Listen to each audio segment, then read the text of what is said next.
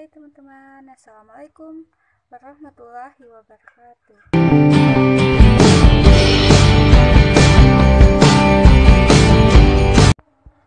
Teman-teman, di sini saya akan membahas tentang ekonomi makro Islam dengan tema Outlook Perekonomian Indonesia.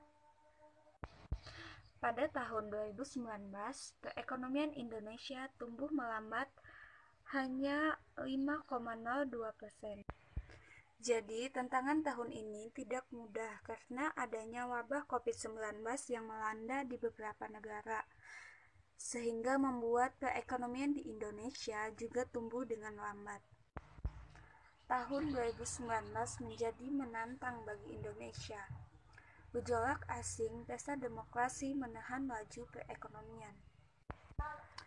2019 menjadi lebih menantang bagi Indonesia. Gejolak asing, pesta demokrasi menahan laju perekonomian. Di sini saya mengutip dari Kompas TV. Badan Pusat Statistik mencatat perekonomian Indonesia pada tahun 2019 hanya mampu tumbuh 5,02%, pertumbuhan paling rendah dalam 4 tahun terakhir.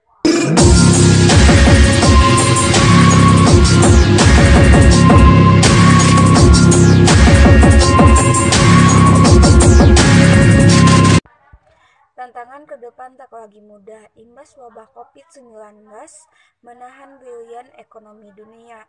Tentu ini membuat Indonesia sangat kesulitan memacu ekspor dan memanfaatkan impor. Tahun lalu saja, baik ekspor maupun impor barang dan jasa masih terkontraksi 0,87% dan 7,69%. Sektor pariwisata pun tidak luput dari wabah COVID-19.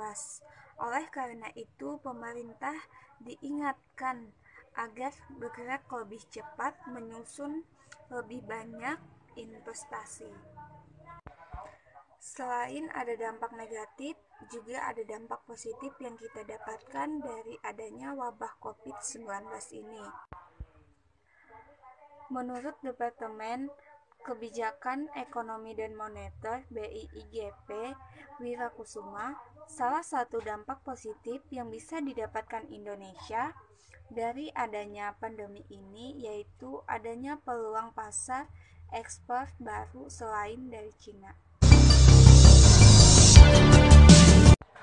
Badan Pusat Statistik mencatat ekspor Indonesia ke Cina merosot 12,07% menjadi 2,24 miliar. Penurunannya sangat tajam sekali. Dari sini dapat dipastikan bahwa Indonesia tidak selamanya akan bergantung pada negara lain. Menurut Dr. Joseph M.J. Renwarin mengatakan, setiap ada petaka selalu ada peluang bisnis. Dari pernyataan ini dapat kita pakai bahwa selain ada dampak negatif dari pandemi COVID-19 ini, pasti akan ada dampak positifnya juga, terutama bagi pembisnis. Banyak profit melonjak naik, di tengah ketidakpastian ada beberapa dampak positif bagi perusahaan. Salah satu contohnya yaitu seperti Zoom Video. Mereka menyediakan layanan konferensi video untuk perusahaan. Dilansir dari detik.com, pandemi membuat banyak pegawai, mahasiswa, dosen, atau pengajar bekerja dan belajar dari rumah. Hal ini membuat orang-orang beralih dan memanfaatkan teknologi komunikasi. Dan salah satu aplikasi yang mereka andalkan untuk meeting online adalah Zoom. Nah, sudah tahu kan aplikasi Zoom? Popularitas Zoom memang sangat melesat, begitu juga dengan harta dari pendiri dan CEO Zoom, yaitu Eric Yuan. Dalam 3 bulan terakhir, menurut Financial Times, kekayaan Eric bertambah 4 miliar US dollar atau 66 triliun. Adapun harta totalnya diestimasi sudah mencapai 7,5 miliar. Dan masih banyak lagi perusahaan yang mengalami peningkatan pada saat wabah COVID-19 ini. Jadi, teman-teman, dari adanya wabah COVID-19 ini bukan hanya dampak negatif, dan masih banyak lagi perusahaan yang mengalami peningkatan pada saat wabah COVID-19 ini. Jadi, teman-teman, dari adanya wabah COVID-19 ini bukan hanya dampak negatifnya saja yang bisa kita ambil, tetapi ada juga dampak positifnya. Jadi kita itu tidak harus memandang sesuatu itu dari satu arah saja, tetapi dari banyak arah. Kesimpulannya ialah dengan adanya wabah COVID-19 ini ada beberapa dampak yang dapat kita rasakan, seperti ada dampak negatif dan dampak positifnya.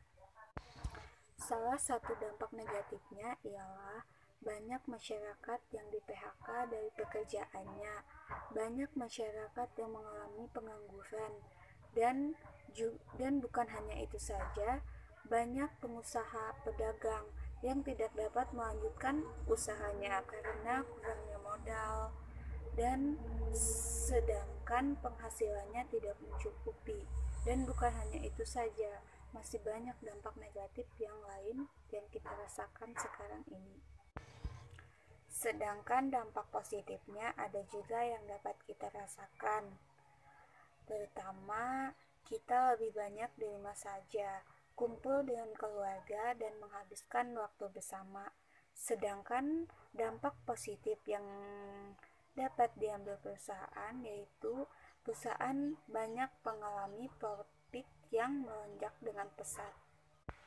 Jadi, dengan adanya pandemi sekarang, ada suka dan ada dukanya yang kita rasakan. Intinya, kita harus tetap bersabar dan semoga pandemi ini cepat selesai. Dan ingat, tetap mematuhi protokol kesehatan juga ya. Mungkin itu saja yang bisa saya sampaikan. Mohon maaf apabila ada kekurangan dalam video saya. Terima kasih. Wassalamualaikum warahmatullahi wabarakatuh.